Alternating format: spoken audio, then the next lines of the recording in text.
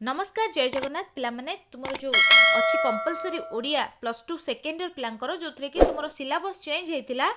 पद्यांश जो रखा जाइतिला ताकू कटा जाइकी ता बदल रे 3 गोटी पद्य तुमर पढ़िया पई दिया जाइतिला एवं काउंसिल एग्जाम रे एथिरु प्रश्न आसीबो 1 नंबरिया प्रश्न 5टी तेनु प्रथम जो पोएम टी थिला बा कविता टी थिला ताहा होची गुरु शिष्य ताकू हम आलोचना करिबा जहार कवि होउछंती स्वभाव कवि गंगाधर मेहरंकर आउ गोटे कविता तपस्विनी पत्र मध्य आमे आलोचना करथिले जोटा कि तममानकर सिलेबस रे अछि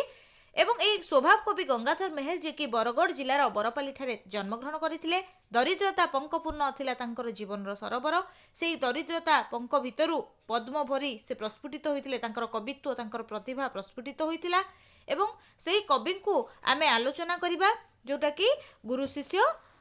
कविता ताले आलोचना करिबा गुरु शिष्य कविता जाठारु जे बेसी जाने गुरु से ताहार पाइबाकू योग्य सेही गुरु व्यवहार ताहले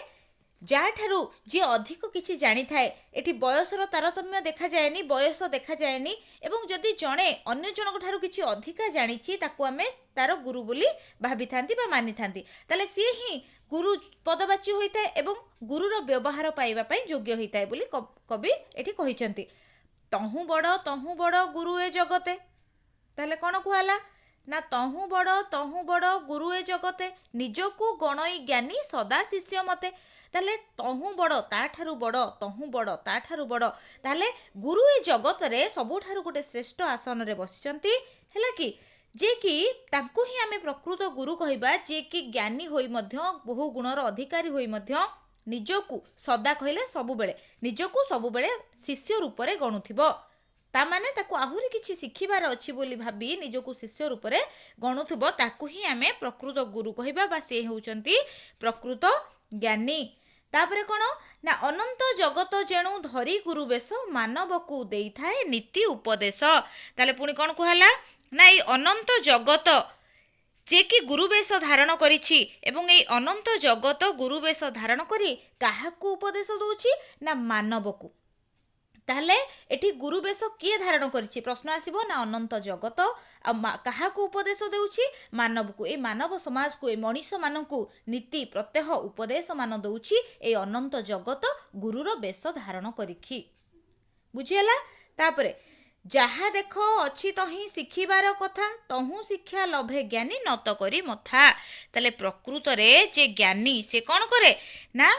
सेइथिरु ही शिखिबार कथा एठी एई विश्व रे बाई अनंत जगत जदि गुरु हेला तार प्रतिटी जिनिसरु किछि ना किछि शिखिबार कथा अछि सेथि पई कुहा गला जहा देखो अछि तही शिखिबार कथा ताले एई शिखिबार विषयरु शिक्षा लाभ करे ज्ञानी जणे हेला नत करी मथा मुंड नुआई नत करिवा अर्थ नुआईबा ताले मथा मुंड नुआई कि जणे ज्ञानी ए विश्वरु बाई अनंत जगतरु जहा देख सबुठी किछि ना किछि शिखिबार कथा रहिछि तेनु सेइथिरु ही से शिक्षा लाभ करिथाए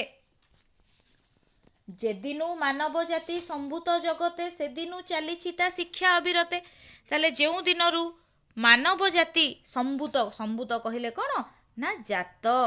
जेउ दिनरु मनीष जाति जात हेछि बा सृष्टि हेछि सेई दिनरु तार शिक्षाटा अविरते बा अविराम गति रे निरवच्छिन्न भावरे शिक्षा तार चालू रहिछि चलीछि बुझियला तापरे जाबत नहेब नर अबनीरे लीन शिखिबा विषय तार अछि तेते दिन ताहले जाबत जे पर्यंत कोन हेछि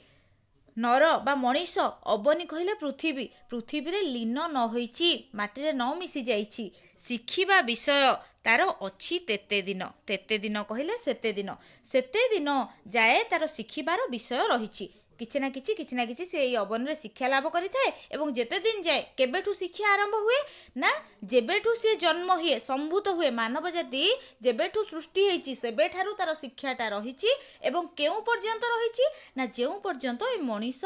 माटी रे न लीन हेछि ए अबनी रे न लीन हेछि तेते दिन बा सेते दिन पर्यंत तार शिखिबार विषय रहिछि बुझियला ना नाही तापरे যে লোক মନରେ পোষে গুরু গৌরব ସେ ଗରବେ ଜ୍ଞାନ ତାର ହୁଏ ଖରବ। ତାହେଲେ ଯେଉଁ ଲୋକ ମନରେ ଗୁରୁର ଗର୍ବ ଗୌରବକୁ ପୋଷଣ କରେ, ଗୁରୁ ଗର୍ବ, ଗୁରୁ ମାନେ କ'ଣ ବହୁତ କିଛି ଜାଣିଛି, ଅଧିକ ଜାଣିଛି, ତା ଭିତରେ ବହୁ ପ୍ରତିଭା ଅଛି, ତେଣୁ ଏସବୁ କଥା ଭାବିକି ଯେ ମନରେ ସେଇ ଗର୍ବ ଭାବନା ଆଣେ, ସେହି ଗୌରବରେ, ଏଠି ଗୌରବ ମାନେ ଗୌରବ ପଦ୍ୟ ରୂପ, ତାର ଗଦ୍ୟ ରୂପ ଗୌରବ, ଗରବେ ଗର୍ବେ, ଖରବ ଖର୍ବ, ଏସବୁ ପଦ୍ୟ ରୂପରେ ଲେଖା ହେଇଛି। ତେଣୁ ଯେଉଁ ଲୋକ ମନରେ ଗୁରୁର ଗର୍ବ ଭାବନା ଆଣେ, ସେଇ ଗର୍ବ ଭାବନା ହିଁ ତାର ଜ୍ଞାନ ନାଶର କାରଣ ହୁଏ। ତାର ଏଇ ଗର୍ବ ପାଇଁ ତାର ଜ୍ଞାନ ଖର୍ବ ହୁଏ ବା ନାଶ ହୁଏ। ବୁଝିହେଲା ନା ନାଇଁ? ତାପରେ ନିଜକୁ ସେ ନିରନ୍ତର ଶିଷ୍ୟ ରୂପେ ଗଣେ, ନିଶ୍ଚୟ ସେ ଯୋଗ୍ୟତମ ଗୁରୁ ମଧ୍ୟ ଜଣେ। ଯେ ନିଜକୁ ନିରନ୍ତର ସବୁବେଳେ ଶିଷ୍ୟ ରୂପରେ ଗଣେ,